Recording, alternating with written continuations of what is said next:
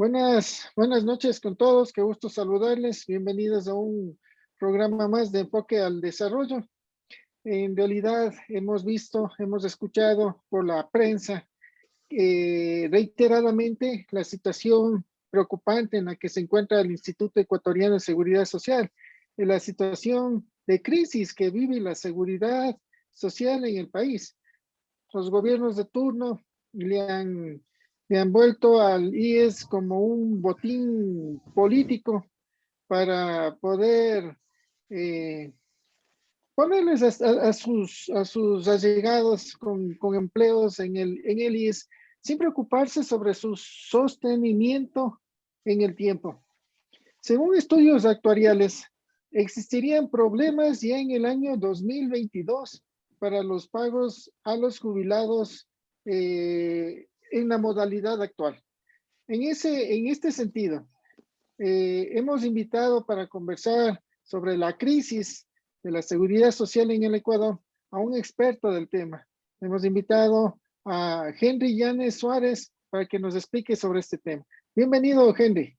Gracias, estimado Osvaldo. Un gusto estar contigo, con tu audiencia y en el programa Enfoque al Desarrollo. Muchas gracias por la invitación. Así que podríamos entrar en materia en esta temática de la crisis financiera. La crisis financiera del Seguro Social tiene que ver con aspectos conceptuales, con aspectos jurídicos, ¿no? De referencia histórica. Lamentablemente, por falta de estudios y de formación y de falta de definición de manera correcta los conceptos, es que se han cometido una serie de irregularidades en el manejo del seguro social. Yo solamente brevemente le digo a la audiencia de que el seguro social, cuando surgió el seguro social, se empezó a constituir a fines del siglo XIX en Prusia, Alemania. Ahí se dieron los primeros pasos de institucionalización del seguro social, porque antes de fines del siglo XIX, a inicios del siglo XIX y también en el siglo XVIII, ya habían ciertas acciones de obra social, ciertas acciones de buscar el bienestar para los trabajadores, y la iglesia ya estaba preocupada por eso.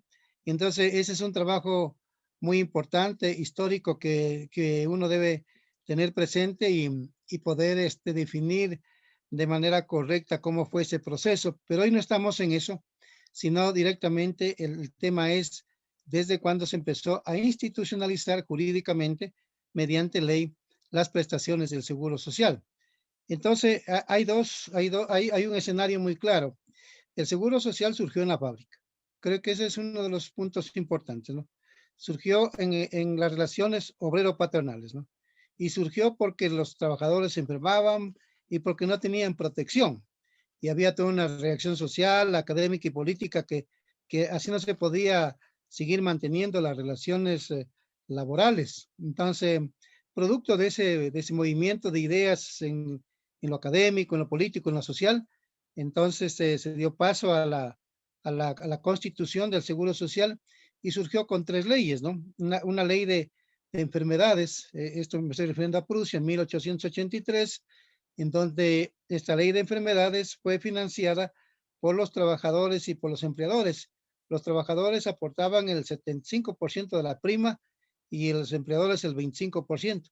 Esto ya en ese entonces se lo hizo en función de un cálculo actuarial para sostener en el tiempo la prestación médica, la atención de salud a los trabajadores. Entonces, una de las características del Seguro Social, ya en cuanto a lo concreto, es esto, que empezó con una ley de enfermedades. Lo segundo es de que se implementó en 1884 una ley de riesgos del trabajo.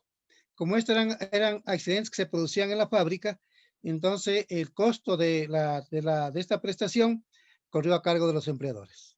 Ellos Una, asumieron el 100%.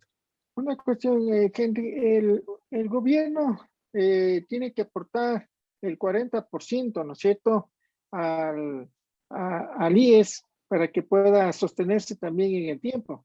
Pero está cumpliendo con esos aportes y en función de eso, de quién mismo es el IES, porque por un lado hablan de que el IES debe ser del gobierno y por otro lado te dicen de que el IES es de los trabajadores. Sí, solo cierro el antecedente anterior que estaba mencionando. En 1889 se puso en vigencia la ley de jubilación y 50% cada parte, empleadores y trabajadores la financiaban. Al final, en el 1911, se constituyó el Seguro Social y eso fue administrado por los trabajadores y por los empleadores. En el caso ecuatoriano, en torno a la primera pregunta, la crisis financiera del Seguro Social, cuyos recursos provienen de los aportes de los trabajadores, tiene dos, tiene dos causas, tiene dos antecedentes que son los que le vienen llevando a la crisis profunda al Seguro Social y que de no corregirse lo pueden quebrar. Lo uno es de que en la Ley de Seguridad Social hay obligaciones de ley que el Estado debe cumplir. ¿Cuáles? Por ejemplo, la una es en condición de empleador. El Estado debe cumplir esa obligación. Lo segundo, el Estado asumió la responsabilidad para que haya a través del Seguro Social, haya una contribución económica al Seguro Social campesino. ¿Ya? Y luego asumió otras obligaciones, por ejemplo, que se atiendan en los hospitales del Seguro Social a personas que no son afiliadas al Seguro Social obligatorio.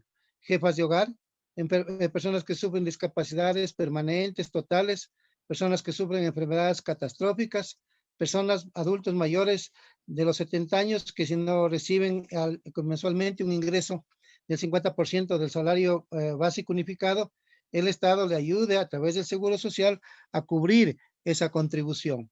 Y luego en el gobierno de Correa, en el año 2010, implementó lo que es la atención médica a los hijos de los afiliados, que en principio hasta el año 2010, 2009, se podía atender hasta los 6 años, pero vino Correa a partir del año 2010, la atención médica para los hijos de los afiliados sin ningún costo. Entonces, vayamos solo al impacto económico. Sucede que en el periodo 1951 al 84, el Estado le debía en ese periodo 85.927 millones de sucres, ¿no? Y de acuerdo a un estudio que hizo el economista Luis Torres Rodríguez, él menciona de que de esta cantidad de 85.927 millones de sucres, el Seguro Social apenas recuperó el 10%, ¿ya? Entonces, ¿cuáles eran las deudas que se acumularon? Porque no cumplió obligaciones patronales, porque no transfirió el 40%, porque no transfirió las obligaciones, no realizó los aportes en cuanto a obligaciones de salud. En el 85-2007, la película se repitió. Nuevamente, el Estado acumula una deuda de 3.400 millones de dólares, asimismo por obligaciones patronales, por el 40% y por el Seguro Social Campesino. Sucede que Correa conformó una comisión y a través de una maniobra contable, la bajó esa deuda de 3.400 millones de dólares a 888.3 millones de dólares. Entonces aquí ya es un segundo periodo que le vuelve a causar el Estado representado por los gobiernos de turno. Son los gobiernos los que le vuelven a causar un daño material, un daño económico al Seguro Social obligatorio. Luego viene Correa en el 1 de enero del año 2008, ya al 31 de marzo del 2010, el gobierno de Correa le debía al Seguro Social por el 40%, 858.4 millones de dólares. En el periodo 1 de abril de 2010 al 31 de marzo del 2012, el gobierno de Correa le debía por 40% al Seguro Social 1.480.6 millones de dólares, ¿no? Y finalmente hay un quinto periodo del 2012 a julio del 2020 que el Estado le debía 7.062 millones de dólares por el 40% y por atenciones médicas no pagadas en este último periodo. Pero el tema de la deuda de salud viene desde el año 1985. Entonces las cifras son enormes, son enormes. El economista Fernando Mosquera dice que el gobierno le debe al Seguro Social más de 20.000 millones de dólares, sin tomar en cuenta la inversión en bonos que supera los 9.000 millones de dólares. Entonces una causa, un antecedente que le va abriendo una tremenda brecha de desfinanciamiento al Seguro Social es el incumplimiento de estas obligaciones de ley. Y la otra es que al no transferir al Estado en las obligaciones por ley, los funcionarios de gobierno manejando el Seguro Social han tomado plata de los afiliados del Seguro Social, del Fondo de Pensiones y del Fondo de Salud para pagar estas prestaciones. Entonces, ha sido un doble golpe que ha tenido el Seguro Social, que han tenido los trabajadores, ¿no? En el manejo de sus recursos financieros. Y entonces allí se explica los antecedentes de la enorme crisis financiera que el Banco Mundial, que Augusto de la Torre como representante del Banco Mundial y la UDLA, en donde algunos de profesores de la UDLA y también de Augusto de la Torre, ellos han sido funcionarios de gobiernos anteriores, ¿no? Y que son ellos los causantes de no haber transferido estos valores al Seguro Social. Así que en este informe que difunde el Banco Mundial no constan estas cifras que yo las acabo de mencionar. Henry, bueno, con esta pregunta, mejor dicho, con la respuesta que diste, ahí está claro cuál es el mayor moroso que tiene el IES. El mayor moroso es el propio gobierno, moroso con todas las aportaciones para lo que es el IES. Pero ahora, la pregunta misma es, ¿de quién mismo es el IES? Claro, el caso del Seguro Social, como dije al inicio, es una institución que surgió para proteger a los trabajadores. Entonces, esa es iniciativa de los trabajadores y también de los empleadores. Y por eso es que ambos se comprometieron a aportar para financiar las prestaciones. Al final, las aportaciones que realiza el empleador pertenecen al afiliado para financiar las prestaciones. Son recursos que le pertenecen al afiliado, ¿no? Para financiar las prestaciones del Seguro Social, que son de salud, riesgos del trabajo y el pago de la pensión jubilar. Entonces, esa es una institución que pertenece a los trabajadores, a los afiliados activos y pasivos, ¿no? El Seguro Social en el Ecuador ya tiene 98 años. La primera ley de jubilación que se puso en vigencia fue en 1923. Entonces, todo ese patrimonio acumulado al día de hoy es producto de los recursos de los afiliados que se invirtieron en activos fijos, en bienes inmuebles, ¿no? Y luego en hospitales, en equipamiento de hospitales. Entonces, todo ese patrimonio que existe en el Ecuador, en hospitales, oficinas, edificios, terrenos, ¿no? Equipamiento de los hospitales, todo eso es comprado con la plata de los trabajadores, porque aquí estamos demostrando de que el Estado no ha pagado sus obligaciones. El Estado no ha contribuido en nada para acumular ese patrimonio que pertenece a los afiliados y a los jubilados de estas generaciones y de las que vienen a futuro. ¿Ah? Otro tema en lo que se refiere a cómo está constituido actualmente el Consejo Directivo y cómo debería estar constituido. Recién escuchábamos también de que debería ser elegido por un colegio electoral y toda esa cuestión, más bien para que la expliques tú. Sí, desde el año 2001 y cuando se puso en vigencia la Ley de Seguridad Social, se incluyó el concepto del gobierno tripartito, representado por un delegado del gobierno, por un delegado de los empleadores y por un delegado de los asegurados. Estos dos delegados, tanto de los empleadores como de los asegurados, elegidos mediante colegio electoral. ¿Quiénes por el lado de los empleadores? Las cámaras de la producción. ¿Quién por el lado de los trabajadores? Las centrales sindicales, ¿no? Y entonces ellos son los responsables de la enorme crisis de estos últimos 20 años. Pero antes se nombraba con la ley de seguridad del Seguro Social Obligatorio, que tuvo vigencia desde 1935 al año 2001, había en cambio allí un consejo superior, donde también estaban representando el gobierno, los empleadores y los asegurados, ¿no? Entonces, sucede que el 20 de octubre del año 2015, Silvia Carolina Vázquez Villarreal les interpuso una demanda de inconstitucionalidad al inciso tercero del artículo 28, que tiene que ver con la conformación del colegio electoral para designar al representante de los empleadores. Entonces la señora dijo, yo no me siento representada por los gremios empresariales, ¿no?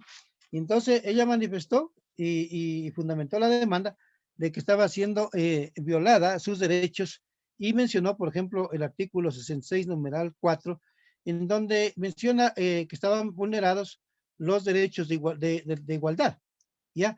Y también estaba incurriéndose en la discriminación,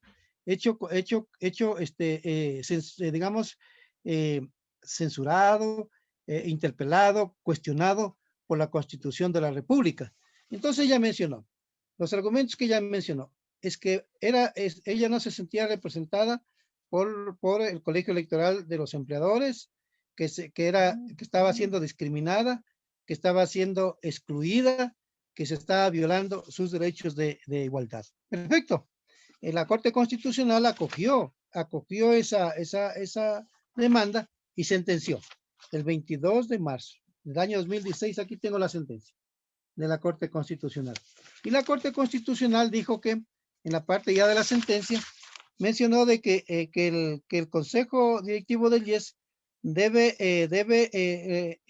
ser integrado garantizando, dice la Corte en sentencia, garantizando la participación e inclusión de todos los asegurados y empleadores, de todos, dice.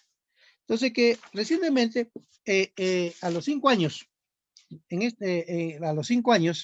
la semana pasada, el día jueves 29 de abril, la Asamblea Nacional aprueba el segundo debate de la reforma del artículo 28. Y adivine qué hizo la Asamblea Nacional. Bueno, no adivine porque es un hecho real. La Asamblea Nacional, de manera arbitraria, incorpora nuevamente el colegio electoral en el artículo 28 y lo vuelve más discriminatorio, porque además de afectar los derechos legítimos de los asegurados, de los aportantes al seguro social en lo que demandó la señora, los discriminó. Ellos no pueden elegir, los discriminó, no hay un tratamiento de igualdad, hay un tratamiento de exclusión, y entonces a los afiliados en sentido individual, prácticamente el colegio electoral no los representa, ¿no? Y luego cometen un abuso, una arbitrariedad, de que solo las organizaciones sociales relacionadas con el Seguro Nacional y que tengan un carácter nacional son las que puedan constituir el colegio electoral y designar al representante de los empleadores y al representante de los asegurados. Entonces hay organizaciones locales, como el caso nuestro, que es la Asociación de Afiliados, de Jubilados y Pensionistas del IES de Pichincha, ¿no? Yo soy el vicepresidente. Esa es una organización gremial, legalmente reconocida por el Ministerio del Trabajo. Bueno, no podrá participar, no podrá ser parte del colegio electoral. Entonces, si te das cuenta, hay una exclusión, una marginación, una discriminación con relación a sus legítimos dueños, que son los afiliados, y que ellos deberían ser los que elijan a una persona en quien confíen, a quien le genere seguridad, elegirlo a quien le asegure credibilidad, elegirlo a quien le genere confianza al afiliado. No, hoy no puede ser con el colegio electoral. Y lo otro, como digo, las excluyen a las organizaciones que, como nosotros, estamos relacionados con lo que es el manejo del seguro social ecuatoriano. Entonces la conformación del colegio electoral tiene este antecedente. Lo segundo, este colegio electoral no contempla la Constitución de la República. La Constitución de la República no establece el gobierno tripartito.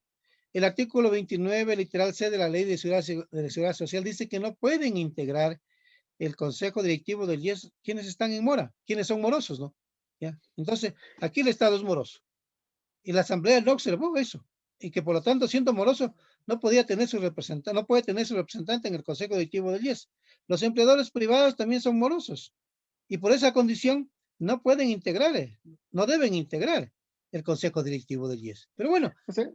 Se pasearon lo que dice la Constitución, lo que dice la ley, y impulsaron la reforma, y esa reforma ya fue notificada el día de hoy al presidente de la República. Ahora hay que esperar el conocimiento del presidente de la República, pero así actúa la Asamblea Nacional de Alianza País, que tiene 14 años afectando a las instituciones del Ecuador. Sí, en realidad entonces se daría una crisis de representatividad y eso podría generar una crisis de gobernabilidad que sumada a la crisis financiera del IES, realmente eso podría ser una bomba de tiempo. Entonces, hay que defender al IES, ¿no es cierto? Sí, Pero también de lo que estabas conversando de la asamblea, lo que estuvo tratando. También estaban tratando jubilación a 20 años para determinado grupo de docentes. sí, en el Ecuador el seguro social obligatorio de los que aportan con el 20.6% de la remuneración mensual conjuntamente con el empleador. Para conocimiento de la audiencia, en el sector privado, el trabajador aporta el 9.45 de la remuneración mensual. El empleador aporta el 11.15. En el caso del Estado es la inversa. El trabajador aporta el 11.15 y el Estado aporta el 9.45. Por eso se hace el 20.6%. Entonces, al 31 de diciembre del año 2019, en el Ecuador eran 3.534.000 afiliados activos y pasivos del Seguro Social. De esta gente que viene aportando ese 20.6%.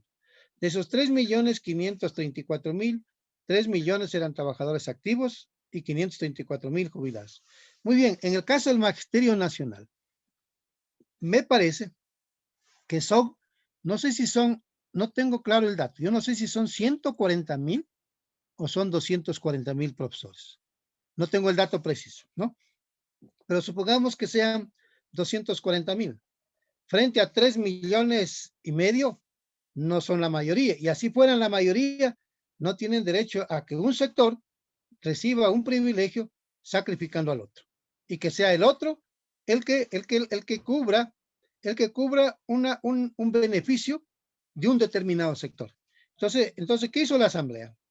La Asamblea, asimismo, sin cálculo actuarial, sin fuentes de financiamiento, aprobó una reforma a la ley de la seguridad social en esta ley orgánica de la educación intercultural, ¿ya? Incluyó un capítulo ahí para que los profesores, de manera voluntaria, sin límite de edad, se puedan jubilar a los 25 años. 25 años, con 300 aportaciones mensuales, ¿no? Y para los profesores que han cumplido 30 años de edad, de 30 años de aportación, tengan el derecho a recibir una jubilación total,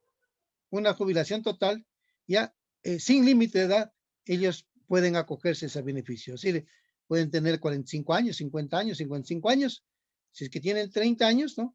De aportes, se pueden jubilar de manera voluntaria y tienen derecho al 100% de una jubilación. Sucede que hoy, actualmente, de acuerdo al artículo 229 de la Ley de Seguridad Social, una persona se puede jubilar del Seguro Social, pero se puede jubilar con el Seguro Social digamos, cumpliendo el requisito, no de manera voluntaria, cumpliendo el requisito. ¿Qué dice el 229 de la Ley de Seguridad Social? Jubilación ordinaria por vejez. El asegurado que cumpliere 60 años de edad y acredite 30 años de imposiciones, ¿no? Tendrá derecho a una pensión de vejez que será igual al 75% del promedio de los 5 años de mejor sueldo o salario de aportación. ¿Cuál fue la reforma que hizo la Asamblea a inicios de abril? ¿Ya? De que los profesores, de que los miembros del Magisterio Nacional, de que los docentes del Magisterio Nacional pueden jubilarse con una jubilación al 100%, con 30 años de aportaciones sin límite de edad. Entonces aquí hay dos beneficios que se crea en función de un solo sector, cuando el Magisterio Nacional, al igual que los 3,5 millones de afiliados, todos tienen que tener las mismas obligaciones y los mismos derechos, ¿no? Es decir, nosotros los dos estamos afiliados a un seguro y sucede que se legisla para beneficiarme a mí y perjudicarte a ti. No, pues, eso no puede ser. Bueno, es lo que ha sucedido con la reforma a la ley de seguridad social Sí, a través de la reforma a la ley de educación intercultural. claro, o sea, los beneficios deben ser Sí, para todos, las lógico, obligaciones son para todas, o sea, no puede exacto. dar para unos. Bueno, aquí la Asamblea está saliendo y son generosos con plata ajena, ¿no? Así es, Y otra así es. cuestión, ya hablando ya en el BIES, refiriéndonos al BIES, el gerente del BIES, que por cierto la prensa comunicaba que gana más de $10,000, se supone que nadie debería ganar más que el presidente de la República en el sector público, y el IES bien o mal debería manejarse en esa misma onda, y tenemos un gerente que gana más de $10,000. Incrementó los intereses para los préstamos hipotecarios. O sea, yo creo que poniéndole un contador se le hubiese ocurrido esa misma idea de solución. Pero, o sea, se supone que pones personal tecnificado y llega con esas ideas que más bien genera contracción en algunos segmentos de la economía. Sí, en primer lugar es de que había un incidente que no estoy informado si tuvo es un desenlace, porque el gerente del Banco del Bies empezó a hacer unas reuniones de trabajo con afiliados y sobre todo con jubilados a nivel de Quito, Guayaquil, Riobamba. Estaba previsto que lo haga para Imbabura, para Ibarra, para Esmeraldas, pero no se ha concretado estas últimas reuniones. Eh, Estaba informado de que querían removerlo del cargo, ¿no? Y como digo, no me he informado si en los últimos días, horas, se ha concretado una cosa como esas, pero el antecedente, a través de terceras personas que me he informado, es de que al señor gerente lo querían sacar porque estaba cobrando préstamos hipotecarios porque no se han cobrado, porque allí existe un hueco enorme de que no hay pagos de un buen porcentaje, yo no sé si es el 11 o el 15% de los créditos hipotecarios que han entrado en una mora fuerte desde años atrás. Pero sé que el gerente actual, a través de terceras personas, yo me he informado que él ha estado haciendo que estas personas cumplan con sus obligaciones de pago, ¿no? Y me parece que allí se generó eh, un ambiente medio tenso, qué sé yo, y no sé en qué ha quedado. Pero en cuanto a las tasas de interés, este es un tema que me he informado en las últimas horas y voy a averiguar mañana respecto de cómo es la resolución que se ha adoptado para incrementar las tasas de interés de los créditos hipotecarios, que así viéndolo frente a una realidad, yo me pregunto, una realidad en crisis, ¿no? Es como más o menos está haciendo Colombia, incrementar los impuestos y le genera una enorme reacción social muy violenta, Claro, ¿no? Sí, yo claro, no o sé si sea, acá, yo no sé si acá se está dando esto y por lo menos me llama la atención que voy a averiguar, estimado Osvaldo, mañana a ver de qué se trata respecto a este caso. No tengo mayores elementos para pronunciar. claro, se supone que en una situación de crisis tienes que revisar, mantener o bajar Sí, los impuestos. Y acá más exacto, bien se está actuando al revés de al de revés. la lógica. Así Otras es. cuestiones por ejemplo, con los recursos del IES, ¿qué hacer? Porque el IES no solo puede estar prestando dinero y manejarse solo con intereses, sino que también debería ya repensar lo que son las inversiones, pero con una veeduría de jubilados, de trabajadores, sobre el manejo mismo de los activos, para que no pase lo que pasó en su momento con lo que es con las instalaciones del Hotel Quito, que eran del IES, y que no vuelva a suceder estas situaciones. Ya para finalizar esta reunión, mi estimado Henry, tus comentarios finales. Sí, yo lo que creo es que aquí en el tema del manejo financiero del IES y del banco existen problemas de fondo. Por ejemplo, el banco no tiene, y el IES no tiene estados financieros actualizados y auditados. No tenía el banco tampoco. Y ese es un tema que está pendiente a efectos de que el banco informe. Lo segundo, tenía un mal manejo de 55 fideicomisos, ¿no? Los que vivimos en Quito sí conocemos, por ejemplo, un proyecto inmobiliario que se está, que se está llenando otra vez de vegetación. Los hierros están concentrados de corrosión atrás de la ex caja del seguro, ahí en la 10 de agosto, ¿no? 10 de agosto y Bogotá. Allí hay un proyecto abandonado desde el año 2013. Se dice que el seguro social cree que tiene 1,200 bienes inmuebles, pero no está seguro y esos bienes inmuebles no han sido inventariados y no están, su valoración no está actualizada. Y así hay otro tipo de inversiones. Estos 55 fideicomisos se menciona de que tienen fallas de carácter legal. En conclusión, en función de este mal manejo de los recursos de los afiliados, uno de los sectores que han impactado, que ha causado mucho daño, es el propio Estado y los empleadores también, que están en mora, como digo, con 1,500 millones de dólares, ¿no? Entonces, esto es un daño material y económico al Seguro Social. Entonces, la manera de poder salir de esto es impulsando una ley del Seguro Social obligatorio en donde estén amparados los trabajadores bajo relación de dependencia laboral y los afiliados voluntarios. Así de sencillo.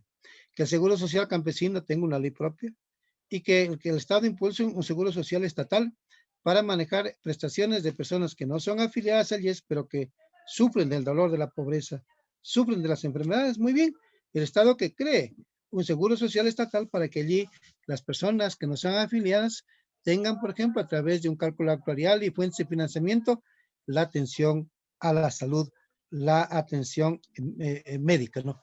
Yo creo que eso es lo que debemos hacer y, querido Osvaldo, ya estaremos conversando seguramente más adelante de varios aspectos que lo que he hecho yo ahora es simplemente hacer una panorámica de la crisis financiera, pero hay que entrar en detalle, rubro por rubro, y explicarles a los afiliados del mal manejo de los recursos del Seguro Social y también de su ineficiencia en las prestaciones de salud.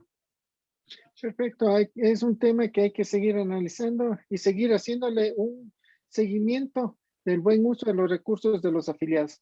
Henry, te agradezco muchísimo tu presencia y espero que nos puedas colaborar en un futuro capítulo. Así es, estaremos en contacto, mi querido Osvaldo, y una buena noche. Muy amable por la invitación. Un gusto, gracias. Gracias.